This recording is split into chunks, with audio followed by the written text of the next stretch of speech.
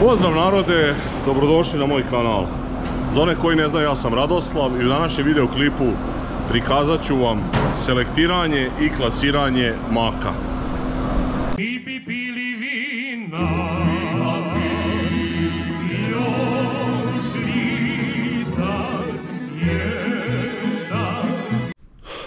Evo lagano, ušli smo u ovaj, kako ja zovem, zimski režim poljoprivrede.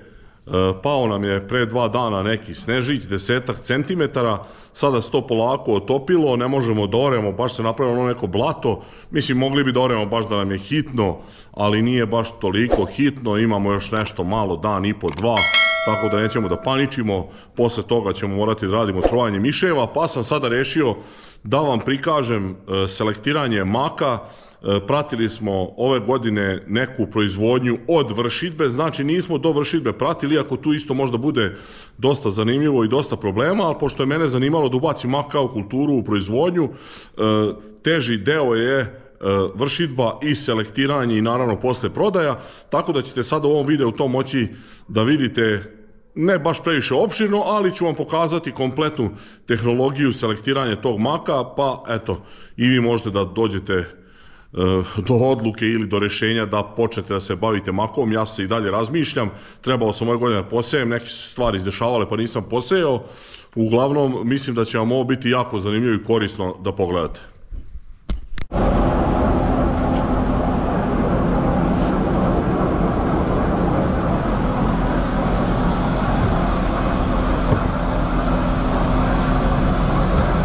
Ovdje ide ovaj prilično čist mak koji prolazi ovdje prvu fazu selektiranja i posle ide dole na onaj drugi selektor, to ću vam prikazati. Uglavnom, u ovom smo sada serijalu sa makom. Ako ste pratili moje videoklipove, vidjeli ste da ovo čisto ratarstvo izgleda više nema nikakvu perspektivu, morat će još neke kulture da se ubace. Ovi moji drugari rade mak, ja se razmišljam da li ću također ja to da ubacim u plodore, tako da ćemo sada prikazati, vidjeli ste u stvari onu vršidbu maka na njivi, međutim to se dobija mak u fazi, kako da kažem, polu đubreta, tu ima 90% otpada i sada treba da ga dovedemo u onu fazu kada može da se koristi za ljudsku upotrebu, a to ćete vidjeti kako se dalje radi i koja je to u stvari muka i koliko tu treba još radne snage. Evo vidite, ovaj sad čovjek, ovo je iz Rumunije smo ga uvezli. Da krenemo s pesmom složno svi, još litar jedan, dobrog vina dajte nama vi. Da krenemo s pesmom složno svi, jer kad su nam pune čaše i kada se na nas meše. Ovdje možete vidjeti detalje sa njive kada smo radili vršidbu maka letos posle pšenice. Vidjet ćete detalje kada Mika vozi mak, što je isto dosta bitno, znači da se preveze taj mak do skladišta, to jest do šupa gde će ostati do selektiranja. To ćete posle također vidjeti gde se kipuje i kako to izgleda, i na kraju posle ćete vidjeti kompletnu liniju selektiranja maka, kako kreće od prikolice preko elevatora do prvog selektora i na kraju drugog selektora. Uživajte! Evo, to su ove prve sa suve njive. To je taj mak onako dosta prljav, izmešan sa tim otpacima, kako da kažem, sa čaurama. Naravno, to će oni posle da provejavaju, rede i dobit će se čist mak koji će se pakovati u neke vreće ili u šta već.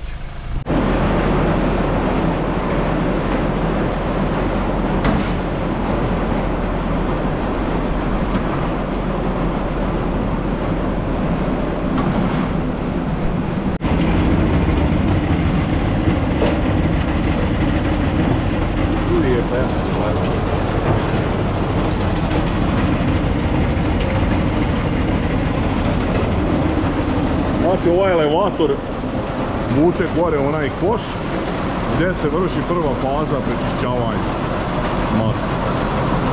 Vidite kako to sve izgleda.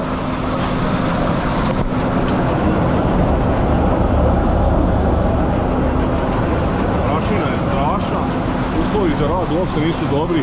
Vi sad ne vidite, meni je ceo ovaj zadnji monitor od kamere prljav kao od prašine već.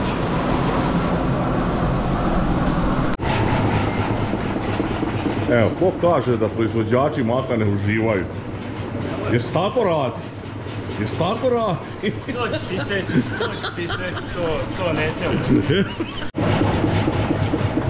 Sada smo ovdje u drugom delu gdje se radi preciznije selektiranje maka.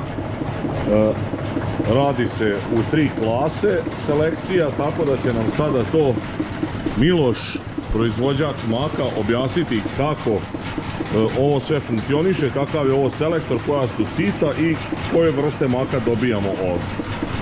Izvolite, mladi proizvođaču, znači Miloš Obradović. Da, poznatiji kao... Lemi, poznatiji kao Lemi. Ajde Lemi.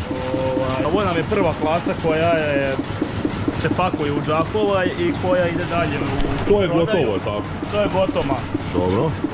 Onda ovo je druga klasa koja se ponovo selektira, opet se znači radi još jednom. Ona se radi još jednom. I na kraju imamo ovu treću klasu koja se posebno odvaja u kasu ovdje. Koju? Ovo ovdje kao što možete vidite.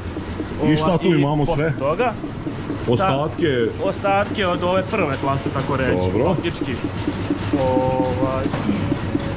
Onda, kada se završi kompletna jumbo vreća, kada se skroz selektira sve, ostane nam ta treća klasa iz koje možemo da izvučemo još nekih 100-ak kila i da pretvorimo to u prvu klasu. I onda to ide opet kao sve u prvu klasu i u normalnu prodaju i ide dalje na tržište. Dobro, jel ima nekih nečega što ne može da se prečisti, što mora da se baci? Ima nešto, ima? Da, faktički samo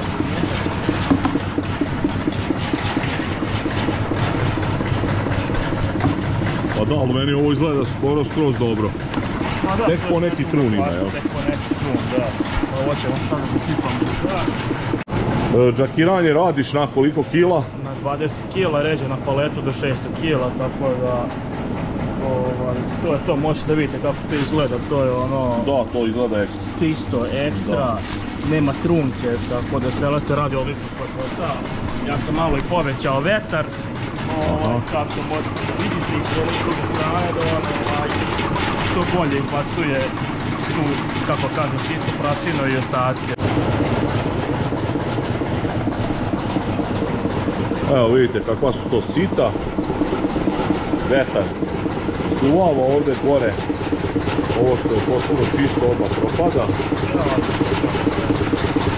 i to je cijela mudrost kod ovog selektiranja. I naravno ova pleva koja upada u ovu kacu srednju posebno odvajamo i stavljamo ju u posebnu jumbo vreću i to onda nosimo na još jedno selektiranje. A znači i odatle se nešto izvuče? Da, i odatle može se izvuče nekih 100-ak kila, sada lupom iz jedne ovakve jumbo vreće kao što smo ovu načeli i koju sipamo tu plevu iz ove kace. Tako da to nije baš neka prva klasa, ali kao neka druga, treća klasa može da se proda i da se uzme neki dinar. Dobro, sad Miloše, kaži mi, ovaj deo selektiranja je mnogo komplikovaniji i teži, oduzima više vremena nego cele godine da se odgaji mak, da se ovrša tako. Koliko ovdje vremena treba da ovo uradite? Recimo, imaš nešto po nekoj jedinici mere, da li neke dnevnice, da li si nešto računao? Pa od nekih 8, pola 9 ujutru do nekih 5 sati može da se uradi jedno 450-500 kila čistog maka. Znači, otprilike ova jumbo vreća je negdje oko 850 kila puna.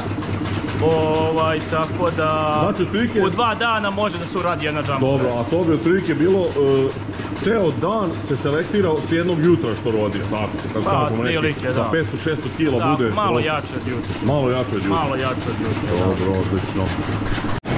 Sad ovako, Miloše, pošto već vidim da si dosta uradio, već imaš verovatno neku matematiku, možeš reći kakav je bio prinos i da li si zadovoljan sa proizvodnjom maka ove godine?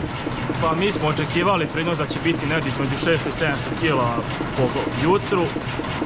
Kada smo radili vršidbu maka i sve, onako ugrubo neka odokativna cifra kilaža.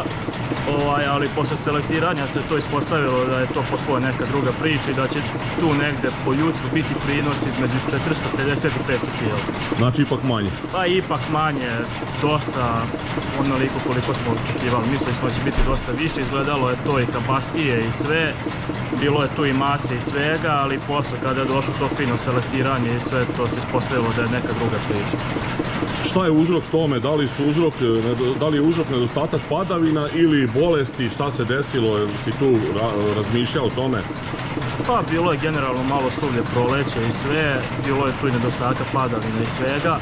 Generalno on je se dobro i učaurio i bile su pune čaure iz zrna i svega. Nije imao nekih preterano puno bolesti, crvi ga nisu napadali. Nije puno bilo ni buđavog maka, ni svega, ali generalno je bila takva godina, nešto mu nije pogodovalo i to je to, dao je takav prinos. Nadamo se da će sledeće godine biti bolje, ali svakako je bolje dosta nego prošle godine, gdje su imali 150 kila po jutru maka, što je bilo katastrofa. Bilo je dosta i buđavog i bolesti i crvi, nije nam prskanje uspelo onako posle cvetanja kad je trebalo. Crvi su dosta ulazili u čaure i napravili su dosta velikih problema. Bilo je dosta buđavog i zato je bio dosta smanjen prinos. Dobro, kaži mi još Miloše, pošto verovatno si svestan da svi poljoprivredni proizvodi pojeftinjuju, baviš se ti ratarstvom, znaš kakve su loše cene. Kaži mi šta se dešava sa makom, da li je i tu trend pada cene ili je tu ipak bolja situacija? Pa cena je katastrofa, cena je 250 kila trenutno. 250 dinara? 250 dinara po kili, da. Trenutno, nadamo se da će ići gore, ali dosta je to slabo. Spram prošle godine gde je cena bila oko 350 dinara, u jednom trenutku je čak bila i 375. Ovo je za sad katastrofa. Ima dosta maka, to dosta utiče na cenu i na tržište, zato je cena i pala. Dosta ljudi puno seju maka i zato je cena takva kakva jeste. Dobro, ovo je tek sad skinut rod, svi su poskidali mak, još je cena mala, ali ima još to prostora za napredak za nekih mjesec, 2, 3, vidjet ćemo kako će se kretati, ali ova cena je baš katastrofa. Tu cenu koju spominjemo, to je cena za naveliko prodaju. Da li postoji, kakva je recimo cena za prodaju na manje, na kilogram, 5 kg pakovanje? Mislim, znam da se to ne isplati vama, ali čisto da znaju gledalci mog kanala kakva je tu situacija. Ja smatram i vrednujem moj kilogram maka, pošto imam i vakumirku i mlin i ja prodajem po 600 dinara. Aha, znači to ide skuplje? Da, to ide skuplje, uglavnom duplo, gledam da bude spram cene koja ide na veliko. I kada tako prodaješ, da li možda se prodaju velike količine po kilogram ili su to neke male količine? Pa to uglavnom bude po par kila, sada sve zavisi, uglavnom to uzimaju ljudi koji prave kolače i pekari. I neko ovako na kuću što dođe, što bi se rekao, uzme 2-3 kile maka za sebe, za svoje potrebe. Ali to ne ide ništa puno, to ide možda neki 20-30 kila na mesečnom nivou, što je faktički ništa sprem ovoga što ide na veliko. I ako još samo možeš na kraju da mi kažeš, ko su u suštini kupci ovog maka? Znači to nisu neke firme koje prerađuju i pakuju, nego to su neke firme koje šta rade? To su uglavnom nakupci, preprodavci, trgovci, uglavnom oni tu rade na procenat. I na cenu sada, kako se zove, on kupi od mene po 250, on ga proda po 350 i on je u plusu 100 dinara. Uglavnom to je sve čista trgovina, tu nema neke matematike i to je to. Ništa, hvala ti Miloše i nadam se da će skočiti cena maka i da će sledeće godine biti bolji prinos. Nadamo se, hvala tebi što si došao i što si snimio celu situaciju. Toliko za ovaj video. Nadam se da vam je bilo zanimljivo. Ako do sada niste zapratili moj kanal, zapratite. Ostavljajte lajkove, komentare, delite moje video snimke. Vidimo se u sledećem klipu. Pozdrav!